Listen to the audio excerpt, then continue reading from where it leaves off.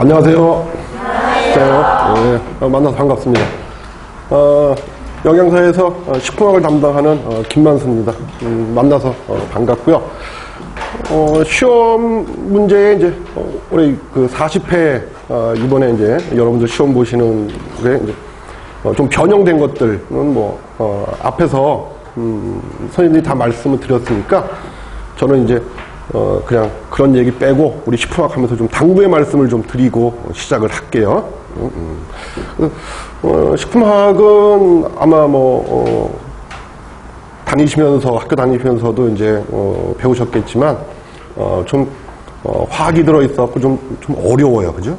좀 어려운 그런 과목인데 이제 또 이번 시험에 좀 문항수도 좀 줄었고 그래서 문항수가 줄면은 우리가 이제 어떻게 예상할 수가 있냐면은 좀 어렵게 출제가 될 거다, 그죠? 이렇게 이제 그냥 이제 예측은 다 그렇게 할 수 있어요. 근데 변함없는 것은 핵심은 변화하지 않는다는 거예요. 그러니까 식품학에서 중요한 것들은 변화를 하지 않으니까 그래서 이제 우리가 8주 동안에 그런 이제 핵심들만 이제 공부를 하게 될 거예요. 그러니까 너무 걱정 안 하셔도 되고요.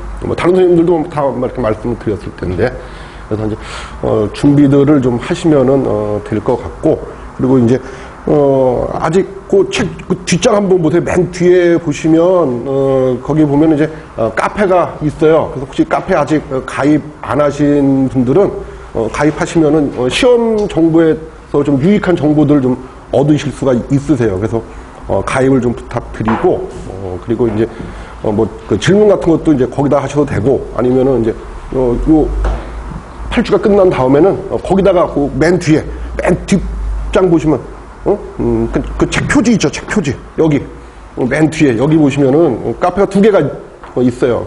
그래서 이제 8주가 지난 이후에 여기다가 질문 주시면은 답변도 드리고 그래요. 그러니까 답변을 드릴 테니까 가입 안 하신 분들은 가입 좀 부탁을 다시 드리고 그리고 이제 시험을 우리가 수업을 어떻게 진행할 거냐면은 이번 주에 배운 거는 다음 주에 복습 문제를 한 10문제씩 이렇게 풀 거예요.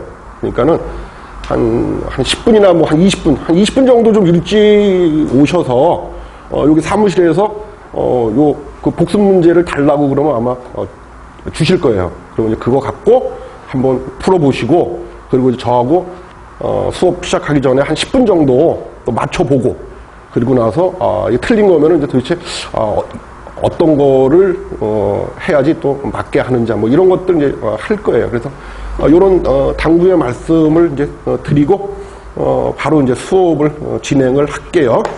자, 수분 한번 보세요. 수분. 자, 1페이지에 보시면은 수분. 그래서 첫 번째가 이제 수분의 기능이에요. 수분의 기능.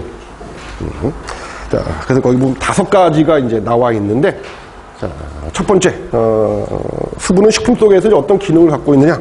자, 첫 번째, 거기 줄 좀 쳐놓으세요. 용매로서의 기능을 갖고 있어요. 용매로서의 기능. 그래서, 식품 안에서 일어나는 화학 반응들. 식품 속에서 일어나는 화학 반응에 물이 어떤 역할을 하느냐? 첫 번째, 용매로서의 작용을 할 수 있다. 그래서 용매로서의 기능을 갖게 되고, 그 다음에 이제, 두 번째로는, 이건 이제 상리적인 얘기인데, 운반체로서의 기능을, 거기도 줄 좀 쳐놓으세요. 운반체로서의 기능을 가져요. 운반체로서의 기능. 그래서 거기 보시면은 영양물질, 산소, 그 다음에 노폐물, 이런 것들을 운반하는 운반체로서의 기능. 그 다음에 세 번째는 이제, 조절 및 열의 전달 수단으로 기능을 갖고 있어요. 그래서 이제 어떤 거를 조절을 하느냐 하면은 체온 조절. 그 다음에 우리, 체액의 pH, 그리고 삼투압, 이런 것들을 이제 조절할 수 있는 기능. 그리고 이제 열을 전달해 줄 수 있는 기능. 이런 것들을 갖고 있고. 그 다음에 이제 식품으로서의 기능이 아주 중요한 것이 이제, 4번, 5번이죠. 거기 좀 표시 좀 해 놓으세요. 식품으로서의 수분의 기능이 중요한 게 바로 얘네들이에요. 자, 첫 번째 보시면 침수성 고분자 화합물이에요. 자, 고분자라는 얘기 많이 들어보셨죠? 고분자, 그죠? 분자량이 큰 거. 근데 이제 고분자라는 이제 기준이 필요해요. 도대체 분자량이 어느 정도 되면은 우리가 고분자라는 표현을 쓰느냐 하면 분자량이 일단 이렇게 만 이상 되는 분자량이 만 이상 되는 물질들은 우리가 다 고분자 이렇게 표현을 해요. 고분자. 자, 그런 애들로 어떤 애들이 있느냐 하면은 거기 책에 보시면은 전분이나 단백질이 있어요. 물질이. 자, 그런 애들을 물이 녹여요. 이런 고분자를 물이 그 물에 의해서 녹는데, 자, 어떤 형태로 녹느냐 하면은 이런 형태로 녹아요. 이런 형태로. 콜로이드 형태로 녹아요. 콜로이드. 그러니까는 고분자 화합물들은 물에 녹으면 어떤 형태가 된다고요? 콜로이드 형태로 녹는 거예요. 콜로이드 형태. 자, 그러면 이제 우선 뭐 첫 시간이니까 얘네들에 대한 정의 한번 살펴볼게요. 자, 콜로이드란 어떤 거를 콜로이드라고 하느냐 하면, 자, 이 입자의 크기가 10의 마이너스 7승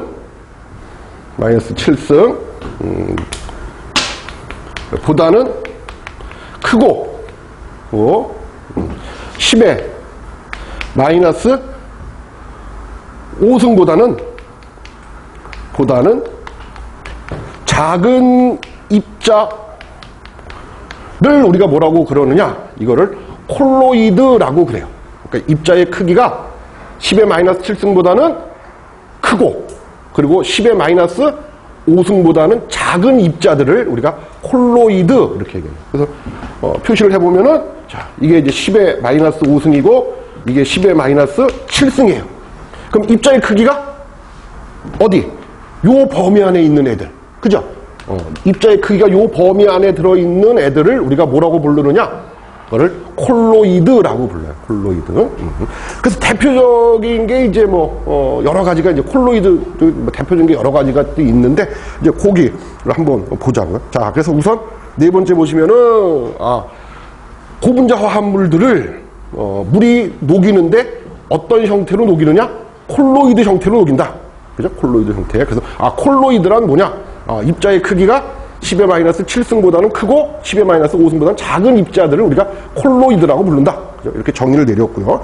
자, 그 다음에 이제 보세요. 자, 함수량에 따라서, 그러니까 이제 물의 양에 따라서, 물이 많고 적음에 따라서, 자, 이 콜로이드는 두 가지 형태를 가질 수가 있다. 그런 거죠. 콜로이드는. 그러니까 이 콜로이드는, 자, 가지고 있는 수분의 양에 따라서 두 가지 상태가 존재한다. 하나가 뭐냐면은 졸이라고 하는 형태, 졸. 또 하나가 겔이라고 하는 형태. 그러면 아무튼 얘네 둘 다 어떤 형태라는 거예요? 얘네 둘 다 콜로이드라는 얘기지, 그죠? 콜로이드. 다만 수분의 함량에 따라서 수분의 함량이 많은 경우에는 우리가 이 콜로이드를 뭐라고 부르느냐? 졸이라고 불러요. 그러니까 콜로이드가 수분이 많은 상태의 콜로이드는 졸 이렇게 부르고, 수분이 적은 상태의 콜로이드는 겔 이렇게 부른다, 그런 얘기예요. 그래서 이제 대표적인 식품의 예로 졸이 뭐가 있느냐? 졸이 바로 우유가 있어요. 우유. 그러니까 이제 우유 속에 들어있는 입자의 크기가 10의 마이너스 7승보다는 크고 10의 마이너스 5승보다는 작을 만한 애들이 누가 있겠어요? 우유 속에 단백질, 카제인 있죠. 카제인, 단백질, 그 다음에 지방, 이런 것들이 입자의 크기가 10의 마이너스 7승보다는 크고 10의 마이너스 5승보다 작은 형태로 존재를 한다, 그런 얘기예요. 그런 거를 우리가 뭐라고 하냐면 졸이라고 얘기해요. 졸. 그 다음에 이제 겔 같은 경우에는, 일단은 제 같은 경우는 수분의 함량이 어때요? 작아야죠. 그래서 일정한 형태를 갖는 거야. 콜로이드가 일정한, 거기다 겔에다가 한번 적어보세요. 겔에다가 콜로이드가 일정한 형태를 갖는 거야. 일정한 형태. 콜로이드가 일정한 형태를 갖는 거를 우리가 겔이라고 그래요. 그래서 뭐 대표적인 식품의 예로 뭐가 있어요? 대표적인 식품의 예로 푸딩 같은 거, 그 다음에 젤리, 뭐 이런 것들이 대표적인 겔의 종류예요. 그래서 식품의 예로는 졸 형태는 우유, 그리고 겔 형태는 푸딩, 그 다음에 젤리 또는 두부 이런 것들이 다 겔 형태예요. 겔 형태라고 생각하시면 된다. 자, 그래서 이제 4번 말씀드렸고, 그 다음에 이제 5번. 자, 또 이 수분이, 또 이 물이 또 뭐를 유지하는데 중요한 역할을 하느냐? 생체의 고분자 구조. 거기 생체 고분자 구조 이렇게 줄 좀 치세요. 그래서 고분자 구조는, 생체의 고분자 구조는 우리가 크게, 아직 단백질을 안 해서, 이해를 못 하실 수도 있는데, 생체 고분자의 구조는 1차 구조, 2차 구조, 3차 구조, 4차 구조가 있어요. 그 중에서 이 수분이 관여하는 것이 생체 구조에서 2차, 3차 구조에 관여를 해요. 그거다 좀 적어 놓으세요. 자, 생체 고분자 구조 중에서 자, 단백질, 이 수분이 관여하는 게 2차 구조와 3차 구조에 관여한다. 2차 구조. 그래서 이렇게, 특히 수분의 기능에서 특히 이 4번과 5번은, 여러분들 꼭 좀 기억 좀 해 두세요. 자, 그 다음에 이제 두 번째 말씀드려야 될 거는, 그럼 이제 식품 속에 들어있는 수분의 형태. 수분의 형태. 어떤 형태로 있느냐? 크게 두 가지 형태로 있다. 자, 그 첫 번째가 자유수 형태. 그리고 또 하나가 결합수 형태. 이렇게 두 가지 형태로 존재한다. 식품 속에 들어있는 수분의 형태는. 자, 그래서 이제 각각의 특징들을 한번 살펴볼게요. 자, 그래서 거기 보면 자유수 한번 보세요. 자, 용매로 작용할 수가 있다. 자유수는. 용매로 작용을 할 수가 있다. 그리고 건조를 하게 되면은 아주 쉽게 제거가 가능하다. 그리고 미생물이 이용을 해. 그래서 미생물이 이용한다는 것은 여기서 얘기하는 거는 식품의 품질을 저하시킨다. 이렇게 이해하시면 돼요. 식품의 품질을 저하시킨다. 미생물이 이용한다 하는 거는 식품의 품질을 저하시킨다. 그 다음에 0도씨 이하에서 쉽게 동결된다. 자, 그래서 자유수에 대한 예들이 나온다고 하면은 1번부터 4번까지 좀 이렇게 좀 묶어 놓으세요. 제일 많이 나오는 보기들이에요. 1번부터 4번까지가. 그 다음에는 5번, 6번, 7번은 전부 물리화학적인 용어들이죠. 그죠? 그래서 자유수 그러면은 자, 물리화학적인 용어들이 다 뭐라고 하면 돼? 높다, 크다 이렇게만 기억하고 계시면 돼요. 비점이 높다, 뭐가 높다, 그렇게 하지 말고 그냥 물리화학적인 용어는 다 자유수는 크다, 높다 이렇게 기억을 해두시고 1번부터 4번까지는 좀 알아두세요. 자, 그거에 비해서 결합수예요. 식품의 형태 이번에는. 자, 말 그대로 뭐예요? 식품 성분하고 물이 어떻게 한 거야? 물이 결합이 된 거. 결합이 된 거를 우리가 결합수라고 한다. 그런 얘기예요. 식품 성분하고 물이 결합을 한 거를 결합수라고 한다. 자, 그러기 때문에 뭐로 작용을 못하느냐? 용매로서 작용을 못한다. 그런 얘기예요.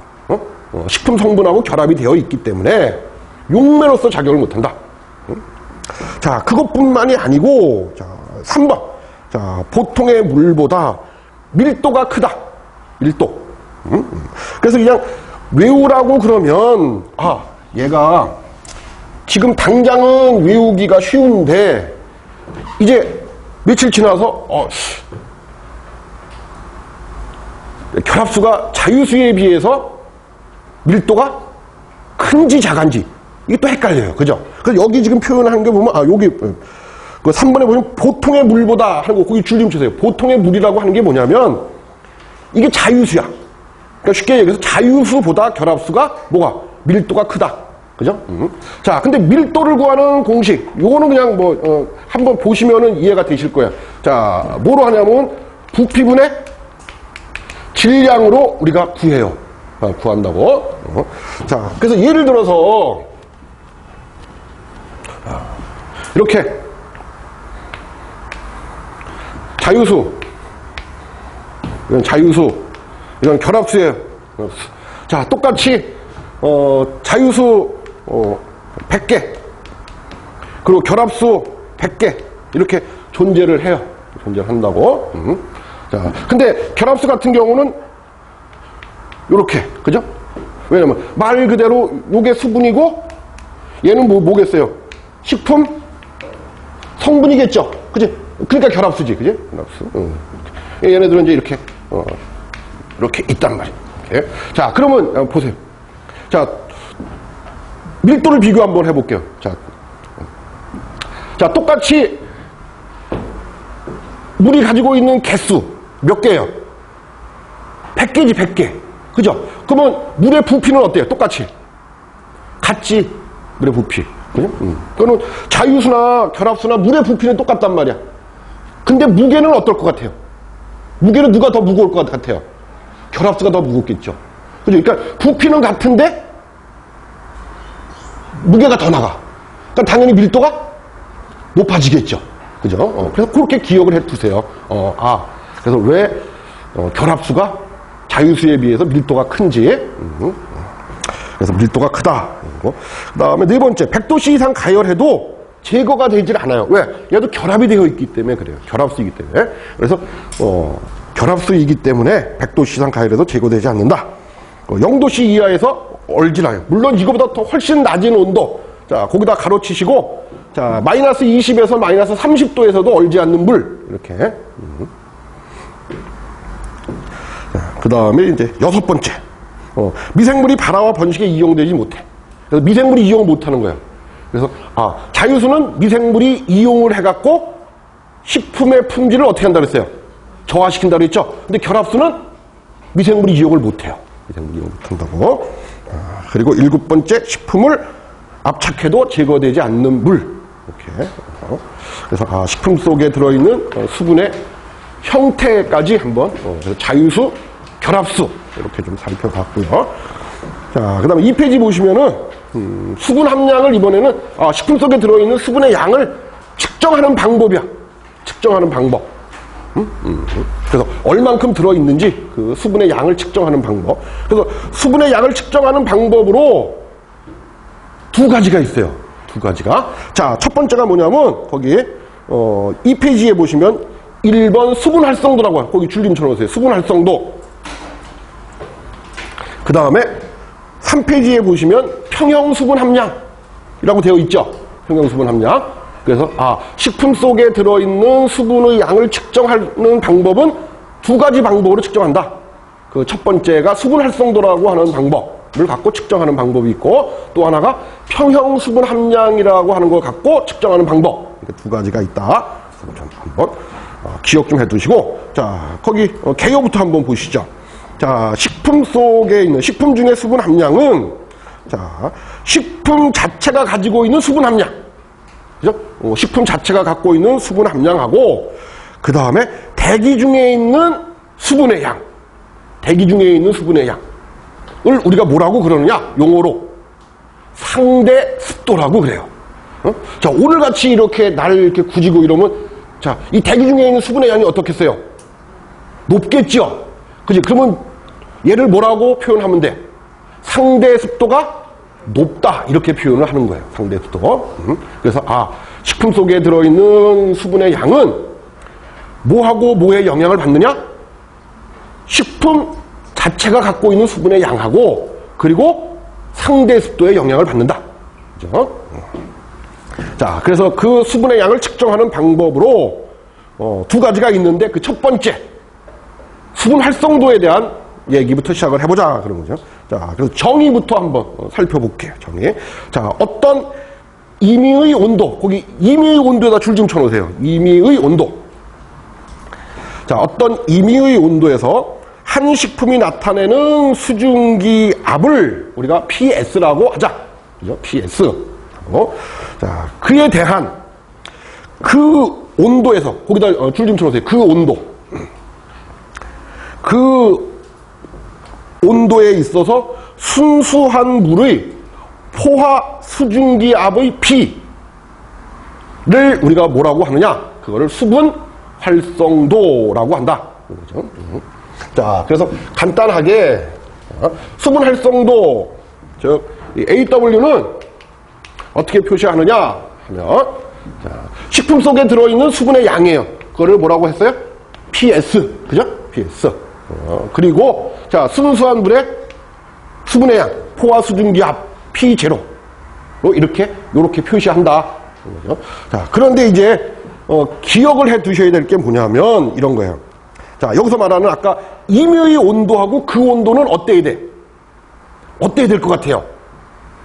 지금 여러분들 줄 치신 거 있죠? 임의의 온도하고 그 온도. 그죠? 얘네들은 어때야 될 것 같아요? 같아야 돼. 온도가 같아야 된단 말이야. 그러니까는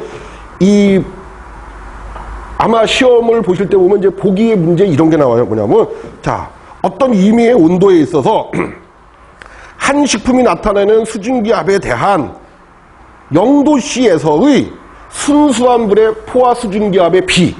자, 이게 정의에 맞아요? 틀려요? 틀린 정의야. 틀린 정의고. 자, 또, 이런 정의. 자, 어떤 임의의 온도에 있어서 한 식품이 나타내는 수증기압에 대한 100도씨에서 순수한 물이 포화 수증기압의 비. 자, 이 정의가 수분 활성도의 정의에 맞아요? 틀려요? 틀리단 말이야. 그러니까는 앞에 있는 온도하고 뒤에 있는 온도는 같아야 돼요. 같아야 된다는 거 꼭 기억을 해 두세요. 자, 그 다음에 식품의 수분 활성도는 또, 자, 그 식품 속에 녹아있는 용질의 종류와 양에 영향을 받는다. 그죠? 그러니까는 이렇게, 자, 식품 속에 갖고 있는 수분의 양하고 순수한 물의 포화 수증기압에 영향을 받지만 또 뭐에도 영향을 받느냐? 그 식품에 수분에 녹아있는 용질의 종류와 양에도 수분 활성도는 영향을 받는다. 그죠? 자, 그래서 거기 보시면 뭐라고 했냐면 이렇게 MW, MS, 그 다음에 MW 뭐 이렇게 표시가 되어 있는 게 있을 거예요. 그죠? 자, 그래서 거기 한번 보세요. 자, MW를 뭐라고 그랬어요? 식품 중에 용매의 몰수. 그죠? 용매의 몰수. 자, 거기 몰수에다가 줄 좀 쳐놓으세요. 몰수. 몰수. 자, 몰수를 어떻게 구하느냐? 분자량 분의 무게로 나타나요. 분자량. 몰수는 쉽게 이렇게 구해요. 분자량 분의 무게. 이렇게 구한다. 자, 그리고 MS는 식품 중에 용질의 몰수. 자, 똑같아요. 몰수 똑같이 뭐야?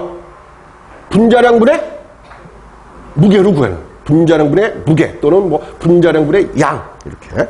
그래서 이렇게도 구할 수 있다. 자, 그래서 요 문제를 나중에 다시 한번 풀어보겠지만, 자, 요에 해당되는 문제가 한번 보시죠.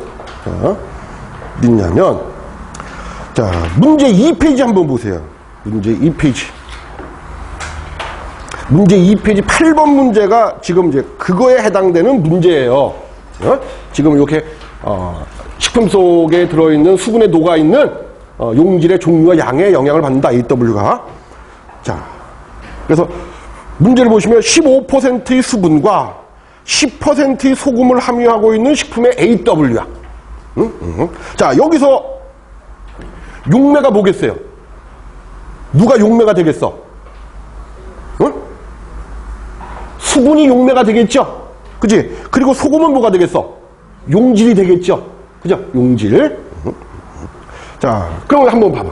자, 그래서 AW는, 자, 용매의 몰수. 용매의 몰수. 그죠? 그리고 용질의 몰수. 그 다음에 용매의 몰수예요. 자, 용매의 몰수 어떻게 구한다 그랬어요? 아까 분자량분의 무게로 구한다 그랬잖아. 자, 그럼 거기 이제 8번 문제 보세요. 자, 물의 분자량이 얼마야? 18이죠. 자, 그러면 18분의, 자, 얘의 양이 얼만큼 있어요? 지금 얼마 갖고 있는 거야? 지금 용질의 양을 얼마큼 갖고 있어요? 15% 갖고 있잖아. 그죠? 15. 자, 그 다음에 플러스. 자, 이번에는 용질. 자, 용질의 분자량이 얼마예요? 56.5죠. 56.5. 그죠? 56.5. 그리고 양은 얼마가 돼요? 10%. 그리고 여기 똑같겠죠. 그지? 여기는 MW니까 얘하고 똑같겠지. 그죠? 그래서 이제 계산을 하시면 돼요. 이렇게 해서 계산을 하시면, 된다. 그래서 요게 지금 이제 여기 2페이지에 나왔던, 수분 수분 활성도, 식품의 수분 활성도는 그 수분에 녹아있는 용질의 종류와 양의 영향을 받는다 하는 거 구할 수 있을 때 쓰는 거예요. 자, 그 다음에 이제 두 번째, 평형상대습도라고 하는 용어가 나와 있어요. 평형상대습도. 자, AW 곱하기 100이다. 그냥 요거는 그냥 알아두세요. 수분 활성도에다가 100을 곱한 게 뭐예요? 100을 곱한 값을 뭐라 그래? 평형상대습도라고 한다. 그죠? 자, 그 다음에 이제 3번 보시면 수분 활성도의 범위. 자, 한번 보시죠. 수분 활성도의 범위. 과연 수분 활성도는 범위가 어디서부터 어디까지냐? 한번 볼게요. 자, 예를 들어서, 자, 식품 속에 수분이 하나도 없는 식품이에요. 식품 속에 수분이 하나도 없는 식품. 그러면은, 자, PS 값이 뭐가 되겠어요? 자, 얘가 뭐예요, 얘가? PS가 뭐야? 이게 식품이 가지고 있는 수분의 양이에요, 이게. 근데 지금 이제 예를 들어서 식품 속에 수분이 하나도 없어. 그럼 PS 값이 뭐가 되겠어요? 제로가 되겠죠? 제로. 그럼 AW 값은? AW 값은 얼마가 되겠어요? 제로가 되겠지, 제로. 그렇죠? AW 값 제로, 그죠? 왜냐면 얘가 제로니까 AW 값 당연히 제로가 될 거 아니에요. 그죠? 자, 이번에는, 자, 식품 속에 들어있는 수분의 양하고 순수한 물의 양하고 같은, 그러니까 순수한 물의 양을 갖고 있는 식품이에요. 그러면은 얘하고 어때요? 수분의 양이 똑같죠? 그럼 AW 값이 얼마야? 1이겠죠, 1, 그죠? 자, 그런데 제가 지금 여러분한테 예를 들어 드린 이런 식품은 사실 우리 자연계에 존재할 수가 없죠. 그죠? 식품 속에 수분이 하나도 없는 식품. 물하고 똑같은 수분의 양을 갖고 있는 식품. 자연계에 존재하지 않죠. 그죠? 그래서 항상 AW 값은 뭐보다? 0보다는 크고, 그죠? 항상 AW 값은 0보다는 크고, 뭐보다는? 1보다는 작아야 돼요. 그래서 AW의 범위는 항상 0보다는 크고, 1보다는 작다. 과거에 뭐 책들 보시면은 뭐 1하고 같다 라고 이렇게 등호가 같이 되어 있는 것들도 있는데 그거는 잘못된 것 같아요. 왜냐하면 물하고 똑같은 물의 양을 갖고 있는 식품은 물밖에 없겠죠. 그지? 자, 그 다음에 네 번째, 수분 활성도하고 중요한 관계. 이거 굉장히 진짜 말 그대로 중요해요. 말 그대로 중요해. 자, 네 가지를 이제 했는데, 네 가지를 정리해놨는데, 한번 보죠. 자, 첫 번째. 미생물의 성장과 수분 활성도의 관계. 우리가 식품을 오랫동안, 장기간 저장하는 동안에, 자, 자유수의 양이 많으면 어떻게 되겠어요? 자유수의 양이 많으면, 식품이, 아까 품질이 저하돼 버린다 그랬죠. 그죠? 자, 그래서 우리가 식품을 안전하게 저장하기 위해서 뭐를 알아야 되느냐? 바로 거기 보시면은 미생물들의, 자, 거기 줄 좀 쳐요. 최저 생육 수분 활성도를 알 필요가 있어요.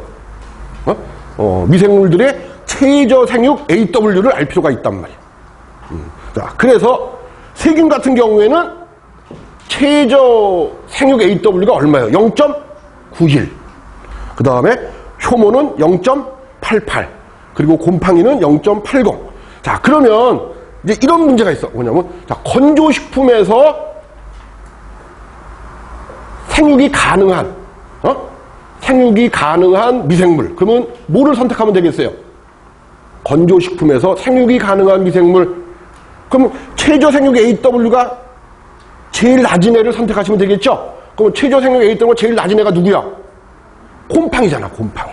그렇게 선택을 하시면 되는 거예요. 자, 그 다음에 참고로, 내 건성 곰팡이, AW가 0.65. 그리고 내 삼투압성 효모 같은 경우에는 AW가 0.60에서도 최저 생육 AW. 이건 좀 특수한 경우고, 그래서 만약에 문제가 나오시면은, 자, 어떤 상태의 곰팡이인지, 어떤 상태의 효모인지를 먼저 확인을 하셔야 돼요. 그 다음에 두 번째가 효소작용하고 수분 활성도의 관계. 자, 그래서 효소 중에서, 자, 거기 보시면은, 자, 아밀라제라든지, 뭐, 페놀 옥시다제. 아밀라제 같은 경우는 뭐 하는 효소예요? 전분을 가수분해하는 효소야. 전분을 가수분해하는 효소가 이제 아밀라제예요. 그죠? 아밀라제. 그리고 페놀 옥시다제는 뭐 하는 효소냐? 하면은, 효소적 갈변에 관여하는 효소예요.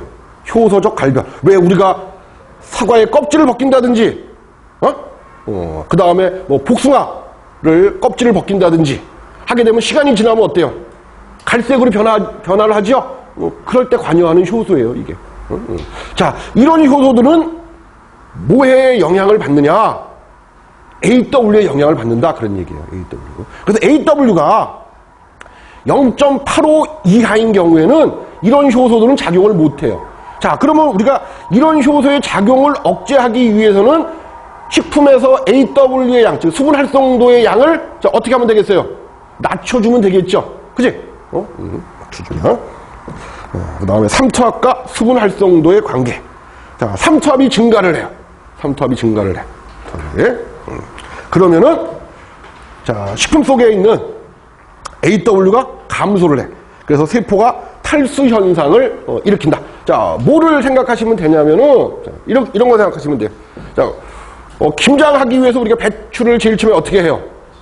배추에 소금에 절이죠. 소금물에 이렇게 탁 절이잖아. 그죠? 그러면 소금물하고, 소금물하고, 그리고 배추 속에 있는 물하고, 농도가 누가 더 높겠어요? 당연히 소금물이 높겠지. 소금물이, 그죠? 그래서 소금물이 배추 속에 있는 물보다 삼투압이 높아져요. 받는다고. 자, 그러면 어떻게 하느냐? 그러면은 수분의 이동이 생겨. 수분의 이동이. 그래서 배추 속에 있는 수분이 바깥쪽으로, 소금물 쪽으로 이동을 해요. 이동을 하고. 그리고 바깥쪽에 있었던, 소금물 속에 있었던 NA나 CL이 배추 안으로 이동을 하게 돼요. 그래서 소금이, 이제 배추가 절여지는 거예요. 자, 그래서 다시 한번 보죠. 자, 삼투압이 증가를 해. 삼투압이 증가하면. 자, 그 식품 속에서 당연히 식품 속에 있는 수분이 어떻게 되겠어요? 바깥쪽으로 빠져나오겠죠? 그러니까 식품 속에 있는 AW가 어떻게 돼? 감소하겠죠? 그죠? 감소할 거란 말이야, 그지? 자, 그럼 그 결과 식품 속에 있는 세포가 탈수 현상이래. 탈수 현상. 자, 그래서 이거를 이용을 한 것이 뭐예요? 소금 절임과 또는 설탕 절임. 염장과 당장이다. 삼투압하고의 관계. 삼투압이 높아지면 식품 속에 있는 수분이 바깥쪽으로 빠져나오게 돼. 그래서 식품 속에 있는 AW가 낮아져요. 그러면은 낮아지면은 어떻게 되겠어요? 오랫동안 저장할 수 있겠죠. 그죠? 오랫동안 저장할 수 있다고. 그 다음에 이제 네 번째, 화학 반응과 수분 활성도의 관계 해갖고, 자, 비효소적 갈변 반응, 거기 줄 좀 쳐놓으세요. 비효소적인 갈변 반응. 해갖고 세 가지가 있어요. 세 가지가 있다. 비효소적인 갈변 반응에는 세 가지가 있단 말이야. 자, 첫 번째가 마이알 반응. 적어보세요. 첫 번째가 마이알 반응. 그 다음에 두 번째가 카라멜화 반응. 카라멜화 반응. 그리고 세 번째가 비타민C의 갈변 반응. 비타민C의 갈변 반응.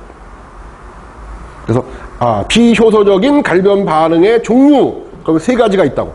마이알 반응, 그 다음에 카라멜화 반응, 그 다음에 비타민C의 갈변 반응.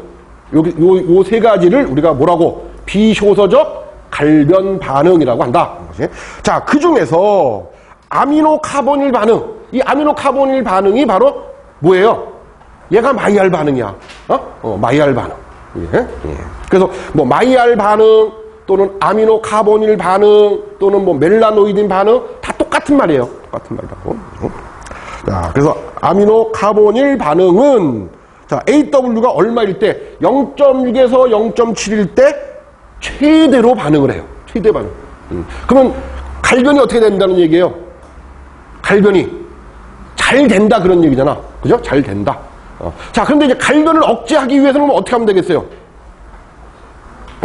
갈변을 억제하기 위해서는 AW를 낮춰주면 되잖아. 그죠? 그러니까 예를 들어서 AW가 0.6에서 0.7일 때 이 마이알 반응을 최대로 한단 말이야. 그죠? 근데 마이알 반응의 속도를 좀 낮춰야 되겠다. 그럼 AW를 낮춰주면 돼요. 그러면 반응 속도가 어떻게 되겠어요? 낮아지겠죠. 그래서 뭐 그거는 이제 나중에 뒤에서 나오는 거고. 자, 그 다음에 이제 두 번째가 평형수분 함량이라고 하는 거예요. 식품 속에 있는 수분의 양을 측정하는 방법 중에 이제 첫 번째가 수분 활성도를 이용하는 방법. 두 번째가 이 평형수분 함량이라고 하는 걸 이용하는 방법이 있어요. 자, 거기 한번 보세요. 자, 식품 속에, 식품 중에 수분은 그 식품이 놓여있는 환경 조건, 거기 줄 좀 쳐세요. 환경 조건에 따라서 변화를 한다고. 환경 조건. 자, 그런데 그 환경 조건 중에서 가장 대표적인 게 뭐냐? 온도하고 습도예요. 온도하고 습도. 이 환경 조건에 따라서 식품 속에 들어있는 수분의 양은 변화를 한다. 그래서 식품을 이렇게 방치를 해두는 거예요. 이렇게. 자, 이렇게. 얘가 식품이에요. 이게 식품이란 말이에요. 자, 이렇게 방치를 해둬. 그래도. 자, 근데 이 대기 중에 있는 수분의 양, 아까 대기 중에 있는 수분의 양을 뭐라고 정의를 내렸죠? 대기 중에 있는 수분의 양을 뭐라고 했어요? 상대 습도라고 정의했잖아. 그지? 자, 오늘같이 이렇게 상대 습도가 높은 날이에요. 상대 습도가 높은 날이에요. 네? 그래서 이 식품 속에 있는 수분의 양보다 상대 습도가 높아요. 그러면 어떻게 되겠어요? 이 대기 중에 있는 수분이 이렇게 식품 속으로 이렇게 들어가게 돼요. 이렇게 들어가게 된다고. 그래서 이렇게 들어가는 거를 뭐라고 하느냐? 이거를 우리가 흡습한다 이렇게 얘기를 해요. 이 대기 중에 있는 수분이 식품 안으로 이렇게 들어가는 것을 우리가 흡습 이렇게 얘기한다고. 흡습. 자, 근데 반대의 경우도 있겠죠. 그지? 자, 식품 속에 있는 수분의 양이 이 대기 중에 있는 수분 양보다 더 많아. 그럼 반대로 어떻게 이렇게 식품에서 대기 중으로 수분이 빠져나가겠죠. 그지? 자, 이런 거를 뭐라고 하느냐? 이거를 우리가 탈습 이렇게 얘기를 하는 거야. 탈습. 이렇게. 자, 그래서 지금 우리 눈에는 보이지 않지만 이 식품을 이대로 그냥 방치를 해둬요. 이렇게.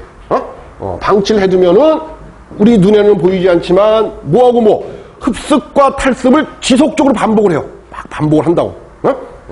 자, 그러다가 이런 경우가 생겨. 이런 경우. 자, 어떤 경우가 생기냐면은 이 대기 중에 있는 수분의 양하고 이 식품 속에 있는 수분의 양이 같아질 때가 있어요. 그죠? 흡습과 탈습을 계속 반복하다가 보면은 이제 대기 중에 있는 수분의 양하고 식품 속에 있는 수분의 양이 같아질 때가 있단 말이야. 자, 그러면 어떻게 하겠어요? 그때는 어떻게 할 것 같아요? 그때는 더 이상 흡습과 탈습을 하지 않을 거란 말이에요. 그죠? 않을 거란 말이야. 자, 그럴 때 이 식품 속에 들어있는 수분의 양을 뭐라고 정의를 하느냐? 그거를 바로 평형 수분 함량이라고 정의를 한다. 그런 얘기예요. 평형 수분 함량. 자, 그래서 이 평형 수분 함량을 측정을 해 봤어요. 지금 오늘 이 시간에 측정을 해 봤더니, 자, 예를 들어서 80%가 나왔어. 80%. 이 식품의 평형 수분 함량이 오늘 이 시간에 측정한 결과 80%가 나왔단 말이에요. 80%. 자, 근데 문제가 되는 게 뭐냐면, 자, 내일 다시 이 식품에 내일 같은 시간에 이 식품의 수분의 함량을 측정을 했어요. 그럴 때 80%가 나올 수 있느냐 없느냐? 어떨 것 같아요? 80%가 나올 것 같아요? 안 나올 것 같아요? 안 나와. 80%가 안 나온다고. 왜? 지금 오늘 이 시간에 이 강의실의 온도와 습도가 내일 이 시간에 이 강의실의 온도와 습도하고 같다는 보장이 없죠. 그렇죠. 그렇기 때문에 이게 바뀔 수가 있어요, 이게. 그래서 이 평형수분 함량은 어떤 경우에만 가능하느냐 하면은 밀폐된 공간 내에서만 가능해요. 밀폐된 공간. 그래서 우리가 그냥 일반적으로 자, 식품 속에 들어있는 수분의 양을 측정한다. 그러면 뭘 갖고 측정을 해요? 수분 활성도를 갖고 측정을 하는 거야. 그래서 평형수분 함량에 대한 설명을 드렸고, 자, 그 다음에 요 4번 등원 흡습 곡선 하고 탈습 곡선 요거 표시 좀 해놓으세요. 아주 중요한 부분이에요. 수분에서. 자, 우선 정의부터 한번 살펴보죠. 자, 일정한 온도에서 식품 주위의 자, 거기 줄 좀 치세요. 상대 습도. 상대 습도. 자, 상대 습도가 뭐예요? 상대 습도가 뭐를 상대 습도라고 그래요? 대기 중에 있는 수분의 양. 그죠? 자, 상대 습도와 그 식품이 함유하고 있는 평형 수분 함량, 거기도 줄 좀 쳐놓으세요. 평형 수분 함량하고의 관계를 나타낸 그래프. 상대 습도와 평형 수분 함량하고의 관계를 나타낸 그래프를 뭐라고 한다? 그걸 뭐라고 정의하는 거예요? 등원, 흡습, 탈습, 곡선이라고 한다. 그죠? 자, 그 다음에 이제 두 번째 한번 보세요. 자, 그러면 이 대부분 식품의 등원, 탈습 곡선과, 흡습 곡선과 탈습 곡선 어떤 형태로 그려지느냐? 자, 거기 줄 좀 쳐주세요. 역 S자 형태로 그려져요. 등원, 탈습 곡선, 등원, 흡습 곡선이 어떤 형태로 그래프가 그려지느냐? 역 S자 형태로 그려진다. S자 형태로. 자, 그런데 이 등원 흡습, 등원 탈습 곡선이 흡습 곡선보다 어때요? 위에 있어요. 여기 지금 그림상으로 보세요. 거기 보면 탈습 곡선이 흡습 곡선보다 위에 있죠. 그지? 그러니까 이 얘기는 뭐야? 말 그대로 탈습 시 나갔던 수분이 흡습 시 전량 다 안 들어온다. 이런 뜻이에요. 이런 뜻, 그죠? 자, 그래서 요런 거를 뭐라고 부르느냐? 이렇게 탈습 시 나갔던 수분이 흡습 시 다 들어오지 않는 현상을 뭐라고 부르느냐? 이거를 히스테리시스 현상 또는 우리말로 하면은 이력 현상이라고 불러요. 이력 현상. 거기 기억 좀 해두세요. 그래서 이렇게 탈습 곡선과 흡습 곡선을 그려보면 이렇게 그려진단 말이에요. 이렇게 그려진다. 그런 얘기예요. 이렇게. 그래서 이 위에 있는 게 탈습 곡선이고 이 아래쪽에 있는 게 이게 흡습 곡선이다. 그런 얘기예요. 이렇게. 그래서 이거는 뭐를 의미하느냐? 탈습 시 나갔던 수분이 흡습 시 전량 다 들어오지 않는다를 의미한다. 그래서 요런 차이를 우리가 뭐라고 부르느냐? 이거를 이력 현상이라고 부른다. 이력 현상. 자, 요거까지 좀 기억 좀 해 두시고. 자, 그 다음에 거기다 참고 표시하시고 한번 적어 보세요. 참고 표시하시고. 자, 식품 성분 중 전분이나 단백질의 함량이 많을수록 식품 성분 중 전분이나 단백질의 함량이 많을수록 이력 현상이 커진다. 이력 현상이. 그래서 거기 좀 줄 좀 쳐놓으세요. 전분, 단백질. 식품 성분 중 전분이나 단백질의 함량이 많으면 이력 현상이 커진다. 그럼 이 이력 현상이 식품을 장기간 보관하는 과정 중에서 자, 이 이력 현상이 큰 게 좋을 것 같아요? 작은 게 좋을 것 같아요? 이력 현상이. 이력 현상이 큰 게 좋을 것 같아요? 식품을 오랫동안 보관하는 과정 중에서 이 이력 현상이 작을수록 좋겠죠. 그치? 작을수록, 그치? 작을수록 좋다고. 자, 그런데 전분이나 단백질의 함량이 많이 들어있는 식품인 경우에는 이력 현상이 커져. 그러니까 예를 들어서, 자, 떡의 주성분이 뭐겠어요? 떡의 주성분, 전분이지, 전분. 그죠? 전분. 떡의 주성분이 전분이겠죠? 그 다음에, 자, 고기의 주성분, 단백질이겠죠. 물론 지방도 있지만, 아무튼 뭐, 우리가 고기 그러면 단백질을 떠올리잖아요. 그죠? 그리고 뭐, 떡이나 빵 그러면은 전분을 떠올리듯이, 그죠? 이렇게. 자, 그러면 이런 애들은 오랫동안 보관하면 보관할수록 어떻게 된다는 얘기예요? 이력 현상이 커진다는 거잖아. 그죠? 그래서 오랫동안 보관해서는 안 돼. 그래서 어떻게 보관을 해야 되느냐? 이렇게 이력 현상이 큰 애들한테는요, 거기다 적어야 돼. 밀착 포장을 해야 돼요. 밀착 포장. 이력 현상이 큰 그런 식품을 안전하게 보관하기 위해서는 밀착 포장을 해야지. 그래야지 이력 현상을 줄일 수가 있어요. 이력 현상을 줄일 수가 있다. 자, 밀착 포장. 아마 여러분들 그래서 밀착 포장 이렇게 얘기하니까 도대체 어떻게 하는 게 밀착 포장인가? 근데 여러분들 가정에서도 다 해요. 자, 우리가 떡을 보관할 때, 떡 먹고 남은 거 보관했어요. 그때 어떻게 보관을 해요? 떡을 때 랩으로 포장을 하잖아. 그게 밀착 포장이에요. 고기도 마찬가지야. 고기가 있으면 랩으로 포장을 하죠. 그게 밀착 포장이란 말이에요. 그렇죠? 그래서 이 이력 현상을 줄이기 위해서 이제 밀착 포장을 한다 하는 거 좀 알아두시고, 그래서 이제 여기서는 등원흡수 탈습 곡선에서는 자, 등원흡수 탈습 곡선이 자, 어떤 형태의 그래프가 그려져요? 역 S자 형태. 2015년도에 나왔던 기출문제죠. 등원 흡습 곡선과 등원 탈습 곡선. 자, 어떤 형태의 그래프가 그려지느냐?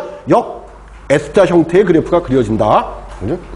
그리고 자, 탈습 곡선과 흡습 곡선이 일치하지 않는 현상을 뭐라고? 이력 현상이라고 한다. 그죠? 이력 현상. 그리고 식품을 장기간 안전하게 보관하기 위해서는 이력 현상을 어떻게 해야 돼요? 이력 현상을 줄여야 돼. 그죠? 줄여. 자, 그래서 줄이기 위한 방법으로 뭐가 있다? 아까 했잖아. 밀착 포장. 밀착 포장이 있다. 이렇게 좀 기억 좀 해 두시면 돼요.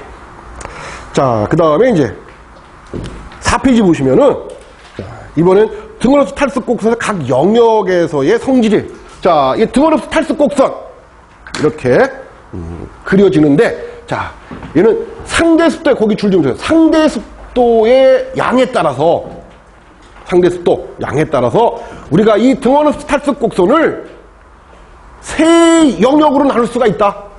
세 개의 영역으로 나눌 수가 있다. 자, 그래서 이렇게 나눈다. 그런 거야. 그래서 이게 이제 A 영역, B 영역, 그리고 C 영역 이렇게 나눌 수가 있다. 상대 습도의 정도에 따라서 우리가 이 등원 흡습 곡선과 등원 탈습 곡선을 세 영역으로 나눌 수가 있다.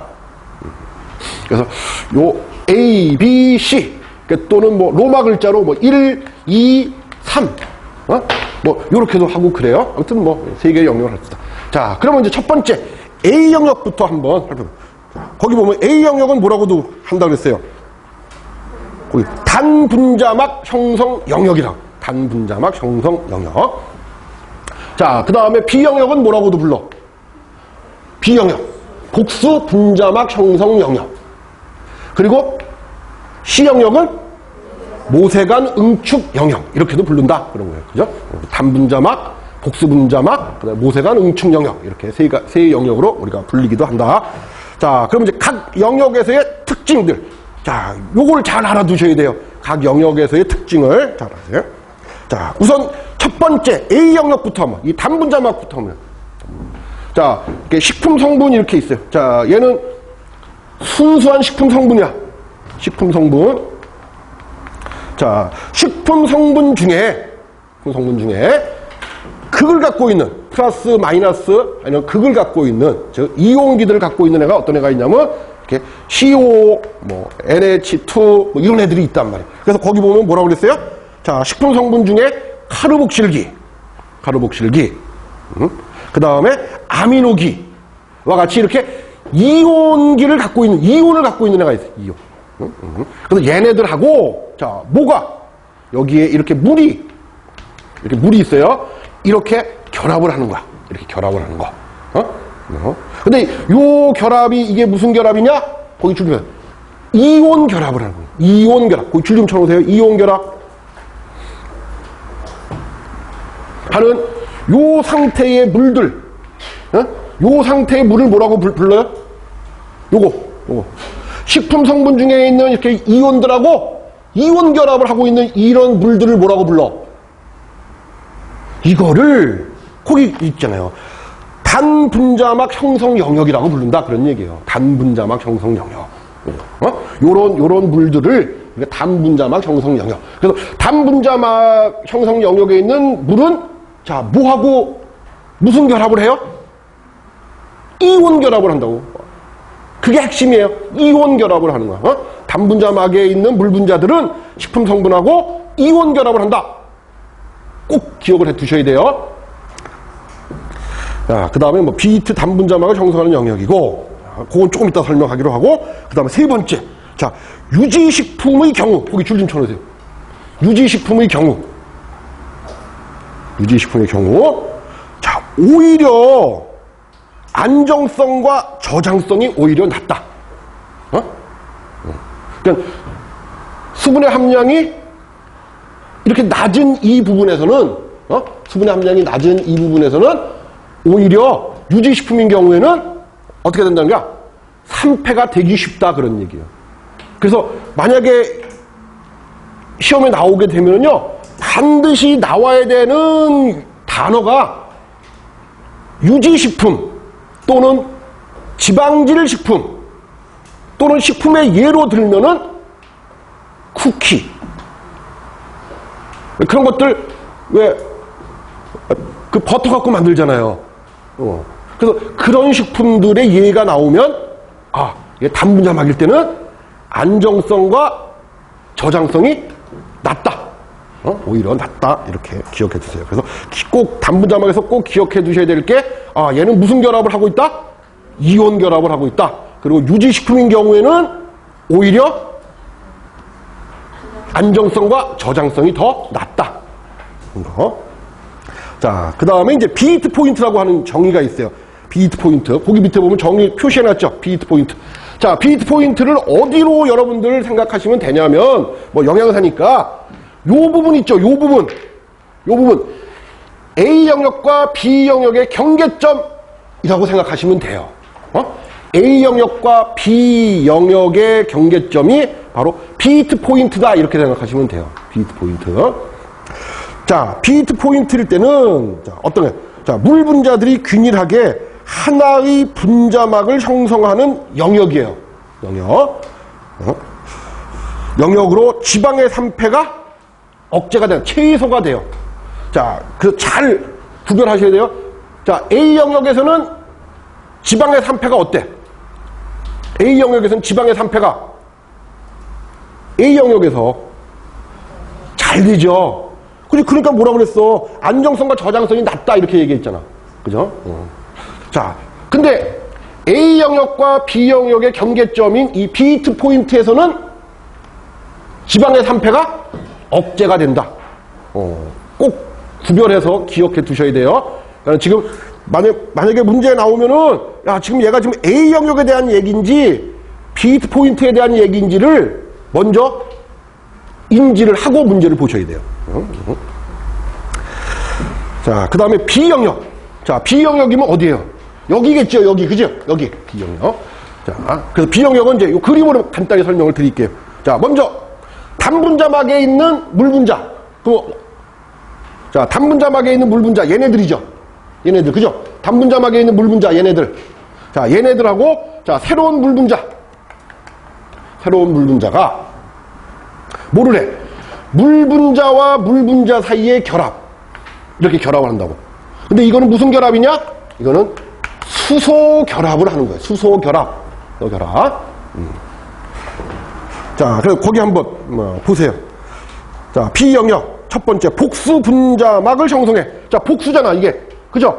여기 보면 이렇게 물이 여기 있고, 이렇게 지금 다분자층으로 되어 있잖아요. 그죠? 두 개의 층으로. 그래서 복수 분자막을 형성하는, 해당하는 수분의 함량. 자, 식품 성분 중에 수분이, 자, 무슨 결합을 해요? 수소 결합을 한단 말이에요. 수소 결합. 즉, 단분자막에 있는 물분자하고, 그리고 새로운 물분자가 이렇게 수소 결합을 한 거, 요거를 복수 분자막, B 영역이라고 부른다. 그거야. B 영역에. 자, 그렇게. 자, 그 다음에 이제 또 하나 기억해 두셔야 될 게, 네 번째 보면, 건조식품의 경우, 거기 줄 좀 쳐놓으세요. 건조식품의 경우, 안정성과 저장성이 가장 좋은 영역이에요. 건조식품의 경우, 안정성과 저장성이 가장 좋은 영역. 자, 그러면 이제 A 영역하고 B 영역을 다시 한번 강조하기 위해서, 자, 구별을 해요. 자, A 영역에 있는 물분자는 무슨 결합으로? 이온 결합으로 이루어져 있죠. 자, B 영역에 있는 물 분자는 무슨 결합으로? 수소 결합으로 되어 있어요. 그리고 A 영역인 경우, 자, 유지식품인 경우 어때요? 안정성과 저장성이 낮아요. 낮다고. 자, 근데 B 영역에서, 자, 건조식품의 경우는, 자, A 영역과 B 영역이 있어. 자, 어디서 안정해요? B 영역에서 안정하다. 이렇게 핵심을 꼭 구분하셔서 외워두셔야 돼요. 자, 그 다음에 C 영역. 지금 이제 이 부분이야. 이 부분. C 영역. 이 부분. 뭐라 그러냐면, 자, 복수 분자막 형성 수분 함량보다 많아요. 지금 이제 이 위에 있는 물들이야. 이 위에 있는 물들. 그죠? 위에 있는 물들. 자, 근데 얘는, 뭐래서? 물 분자들이 식품 성분에 대해 용매로 작용해. 거기 줄린 줄 용매로 작용할 수가 있어요. 자, 그럼 어떤 형태로 존재한다는 거야? 식품 속에서. 어떤 형태로 존재를 해요? 용매로 작용한다니까. 자, 첫 번째 페이지 다시 한번 보세요. 첫 번째 1페이지에 보시면 수분의 형태에서 수분의 형태는 크게 두 가지가 있죠. 하나가 자유수, 또 하나가 결합수잖아. 자, 자유수의 특징을 한번 봐봐. 자, 뭐로 작용할 수 있어요? 용매로 작용할 수가 있다. 아, 그러니까 이 C 영역에 있는 수분은 어떤 형태로의 물이에요? 자유수라는 얘기야. 자유수. 그죠? 자유수. 자, 물 분자들이 식품 성분에 대해서 용매로 작용할 수 있다. 그리고 자, 효소나 화학 반응에 의해서 식품이 품질이 저하가 돼. 품질 저하에다 줄 좀 쳐놓으세요. 식품 품질이 저하돼. 자, 그리고 미생물이 이용을 할 수 있는 물이에요. C 영역에 있는 물은. 자, 그럼 용매로 작용하고, 그리고 화학 반응, 효소 반응이 다 일어나. 그리고 미생물이 이용할 수 있어. 그러니까 당연히 미음과 같이 얘기할 수 있겠죠. 뭐라고? 식품의 품질 저하가 어때요? 가장 많이 일어나는 영역. 그걸 좀 기억을 해주세요. C 영역. 그러면 용매로 작용한다. 미생물이 이용할 수 있다. 그래서 그 결과 뭐야? 식품의 품질의 저하가 가장 높은 영역이다. 이렇게. 그래서 그거만 좀 핵심만 좀 구별을 좀 해두세요. 그 다음에 이제 다섯 번째, 식품의 안정성. 보시죠. 자, 식품을 장기간 안전하게 보존하기 위해서는, 자, 지금까지 우리가 배운 거를 보면, 아, 식품의 수분 활성도를 어떻게 해야 돼? 낮춰야 되겠다. 그죠? 낮춰야 되겠다. 자, 그래서 낮추는 방법으로 두 가지가 있다, 이거. 하나가 물리적인 방법하고 화학적인 방법이 있다. 그죠? 그래서 물리적인 방법으로 뭐가 있느냐? 건조나 탈수를 시키는 방법이 있다. 그리고 화학적인 방법으로는 소금 절임이나 설탕 절임을 하는 방법이 있다. 이렇게. 그래서, 지금 요거 한 거 중에서는 드모로스 탈수 곡선에 대한 것들을 좀 잘 좀 정리를 좀 해 두세요. 자, 잠시 쉬었다가 다시 말씀드릴게요.